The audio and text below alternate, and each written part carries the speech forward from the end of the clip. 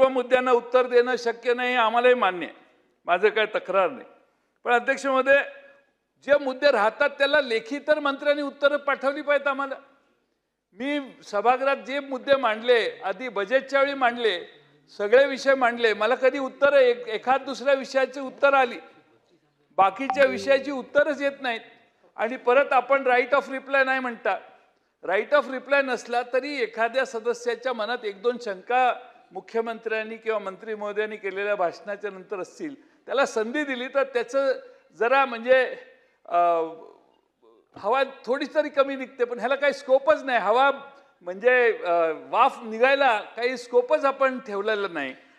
मला प्रश्न हा पडू लागला, चर्चा आज या प्रस्तावावरती चालू आहे की कामकाजावरती चालू आहे? नाही, अंतिम आठवडा आहे, आता निरोप घ्यायचा टाइम आलाय. निरोपाची भाषणं तर तिकडं होणार, त्यामुळं मी मुद्द्यावर येणारच आहे. मला वाटतं तुम्ही निरोप नाही समाचार घेत आहात.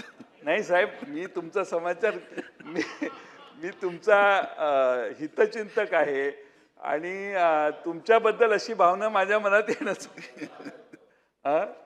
चाहता आहे.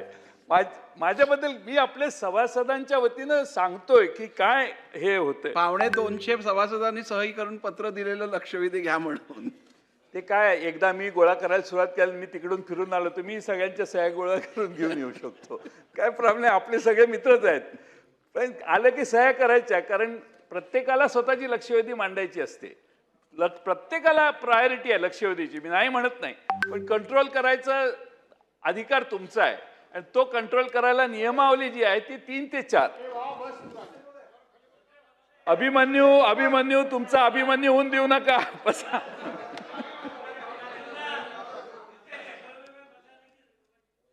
अध्यक्ष महोदय, खरं म्हणजे माझं एवढीच विनंती आहे की सभागृहाचं महत्त्व कमी होता कामा नये.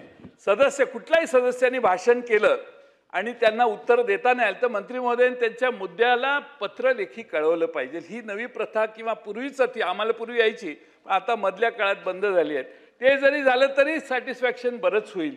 त्यामुळे प्रत्येक प्रश्न किंवा मंत्र्यांनी जर एखादी विनंती केली आमदारांनी, तर अध्यक्ष महोदय काय झालं?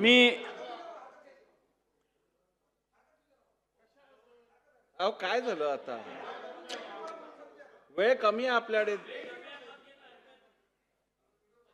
अध्यक्ष महोदय, माननीय जयंत पाटील साहेब असतील किंवा माझे जे विजयभाऊ असतील किंवा आमचे भास्करराव जाधव सर असतील, हे वारंवार ह्या अधिवेशनामध्ये लक्षवेधीवर लक्ष करतायत.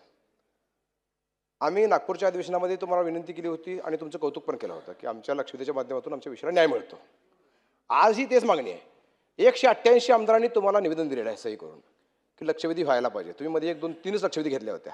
त्यावेळेस आमच्या नवीन आलेले आमदार आणि आमचे सगळे दुसऱ्या टर्मचे आमदार यांनी तुम्हाला आग्रह केला की लक्षवेधी घ्या. आपण ते घेत आहे.